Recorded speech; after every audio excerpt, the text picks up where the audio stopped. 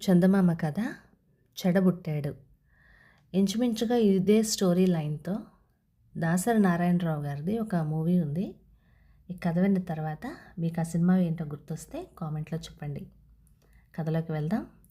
వేమగిరిలో గవిరమ్మ అనే ఒక పెదరాలున్నది. గవిరి కష్టజీవి. చింపిపాతలు చుట్టబెట్టుకొని అస్థిపంజరం ఆ ఊరిలో కంటబడితే అది గవిరి అని ఆనవాలు. నిజానికి ఆమె తాపత్రయం చూడగా ఎవళ్ళకైనా ఆశ్చర్యం కలుగుతుంది. ఎప్పుడు లేస్తుందో ఏమిటో, 4-5 పాచి పని చేస్తుంది. ఇంకా చీకటి ఉండగానే గేదె పాలు పితుక్కు వచ్చి వాడుక వాళ్ళకు పోస్తుంది. పెద్దవాళ్ళ ఇళ్లల్లో వంట చేసి పెడుతుంది. అక్కడ దాని తిండికి పోను పైన ఏదో పైసా పరక ఇస్తారు. దంపుళ్ళకు పోయి నూక గింజలు అవి నొల్లుకు తెచ్చుకుంటుంది. పొద్దుండగా ఊరి పొలిమేరలకు పోయి చెట్ల కింద చితుకులు ఏరుకొస్తుంది. అక్కడ కనపడే పేడకల్లు పోగేసుకొచ్చి పిడకలు చేస్తుంది. ఈ విధంగా గవిరి క్షణమైన తీరిక లేకుండా ఇంతగా శ్రమపడడం దేనికి? పిడకలు అమ్మి పుల్లలు అమ్మి బానిస కంటే హీనంగా కాయా కష్టపడి సంపాదిస్తున్న ఈ సొమ్మంతా ఎందుకోసం అని అడుగుతూ ఉంటారు చాలామంది. ఆమెకు వరహాలు అని ఒక్కగానొక్క నలుసున్నాడు. వాడిని పెంచడానికే గవిరిపడి తాపత్రయం అంతా. వరాలు ప్రయోజకుడు కావాలని, కుటుంబం పేరు నిలబెట్టాలని గవిరికి పట్టుకున్న కాంక్ష. ఇందుకోసమే ఆమె కడుపు కట్టుకొని చింపిపాతలతో కాలక్షేపం చేస్తూ అహర్నిశలు శ్రమపడుతూ ఉంది. ఇటువంటి కాంక్షతో గవిరి అష్టకష్టాలు పడి కొడుకును పెంచుకుంటూ వస్తూ ఉన్నది. అయితే తల్లి మక్కువ చూపిన కొద్దీ వరాలు దుబారాగా ఖర్చు చేయని ఆరంభించాడు. తను ఆరగించకపోయినా పిల్లవాడికి మటుకు ఆమె దివ్యమైన భోజన సదుపాయం అమర్చేది, కోరిన దుస్తులు ఇచ్చేది. అయితే నా కోసం కదా అమ్మ ఇంతగా కష్టపడి సంపాదించి పెడుతున్నది కనుక జాగ్రత్తగా పొదుపుగా కాలక్షేపం చేసి ఆమెకు శ్రమ తప్పించుదాం అనే యోచనే వరాలకు లేకపోయింది. ఒక్క మాటలో చెప్పాలంటే వాడు ఇష్టారాజ్యంగా తింటూ తిరుగుతూ ఉండేవాడు. కొడుకు దుబారా చేస్తున్న కొద్దీ గవిరికి సంతోషం ఎక్కువయ్యేదే కానీ ఆమె ఎన్నడూ పన్నెత్తి మాట అని ఎరగదు. వాడే పెరిగి పెద్దయితే అదే బుద్ధి కుదురుతుంది అని ఓరిమితో సర్ది పెట్టుకునేది. ఏటికేటికి పైబడుతుంటే వరహాలకు బుద్ధి రావటానికి బదులుగా తొంటరితనం పెచ్చు కాసాగింది. 16 కల్లా వరాలు స్కూల్ ఫైనల్ మొదటివాడుగా పాస్ అయ్యాడు. ఇందుకు తల్లి ఉప్పొంగిపోయింది. వాడి కోసం ఆమె ఇంకా శ్రమపడి ఆర్జించనారంభించింది. మరి 4 ఏళ్లు చదివి వరాలు బిఏ కూడా పాస్ అయ్యాడు. ఇప్పుడు ఇంక గవిరి సంతోషానికి మేరలేకపోయింది. ఇంకేమున్నది, నా నాయన గొప్ప ఉద్యోగం చేస్తాడు, కనక వర్షం కురిపిస్తాడు, నా కష్టాలన్నీ గట్టెక్కిపోతాయి, ఇంక నేను శ్రమ పడక్కర్లేదు అనుకుంది. వేమగిరికి మోకా సాద్దరు బంగారయ్య. ఆయనకు ఏటా లక్షలొస్తాయి. కానీ ఏం లాభం? ఆ వచ్చే రాబడిని పొదుపు చేసి పెట్టే దక్షత లేదు.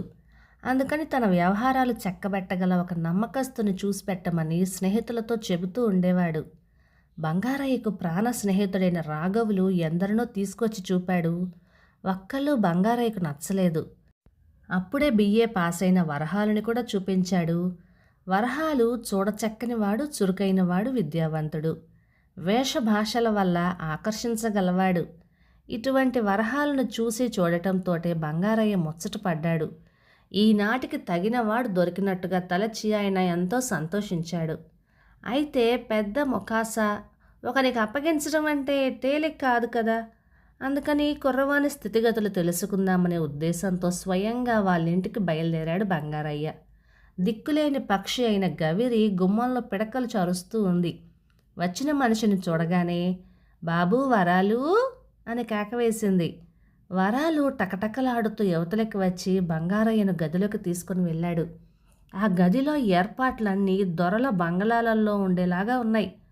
కుర్రవాని తెలివితేటలకు బంగారయ్య ఆశ్చర్యపోయాడు. మా మొకాసాకు నిన్ను మేనేజర్గా వేసుకుంటున్నాము, 200 జీతం, రేపు వచ్చి నన్ను కలుసుకోవలసింది అని ఆయన వరహాలతో చెప్పాడు. కుర్రవాడు సంతోషించాడు. గదిలో నుంచి తిరిగి వస్తూ ఉన్న బంగారయ్యను సాగనంపటానికి వరహాలు వెనకనే వస్తున్నాడు.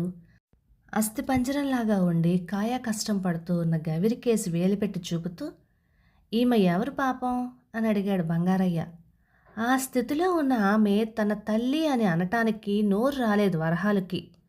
అప్రయత్నంగా తడుముకోకుండా మా పని మనిషిలేండి అని అన్నాడు. అవుననుకున్నాడు బంగారయ్య.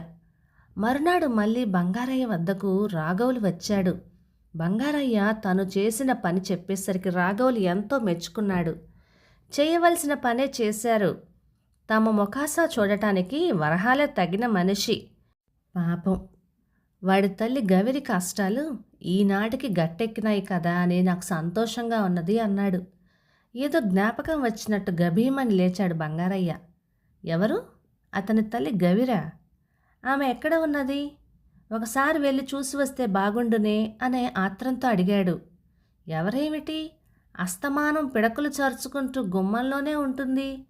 ఆ అస్థిపంజరం కనపడలేదా మీకు అని ఎదురు ప్రశ్న వేశాడు రాఘవులు. ఆమె వాని తల్లినా అని విస్తుపోతూ బంగారయ్య కుర్చీలో కూలబడ్డాడు. కొంచెం స్థిమితపడిన మీదట రాఘవులు కూడా జరిగిన సంగతంతా తెలుసుకున్నాడు. బంగారయ్య చెప్పిన వేళకు సరిగా వరహాలు చక్క ముస్తాబు చేసుకొని వచ్చి కాపలావాని పరంగా విజిటింగ్ కార్డు పంపించాడు. పిలుపు వస్తుందనుకొని ఎదురు చూస్తున్న వరహాల చేతికి మరుక్షణంలో మళ్ళీ తన కార్డే తనకు తిరిగి వచ్చింది. ఆత్రంతో అది తిప్పి చూడగా అందులో ఇలా ఉంది. కన్న తల్లినే కాదన్న నీవు ఎంత ద్రోహానికైనా తగుదువు, నడు, వచ్చిన దారిని వెనక్కి వెళ్ళు అని ఉంది దానిలో. తల వంచుకొని మరలిపోయాడు వరహాలు. కథ సమాప్తం. మీకు ఆ సినిమా ఏమిటో గుర్తొచ్చిందా? దాసరి నారాయణరావు గారి సినిమా. ఇంచుమించుగా ఇలాంటి స్టోరీని. ఇక ఈ కథ 1951 జులైలో వచ్చింది. రచయిత్రి మా శిరోమణి గారు, టెక్కల్ నుంచి. ఇక ఈ కథ మీకు నచ్చినట్లయితే లైక్ చేయండి, షేర్ చేయండి. ఇలాంటి మంచి తెలుగు కథల కోసం మన ఛానల్ని సబ్స్క్రైబ్ చేయండి. Thank you.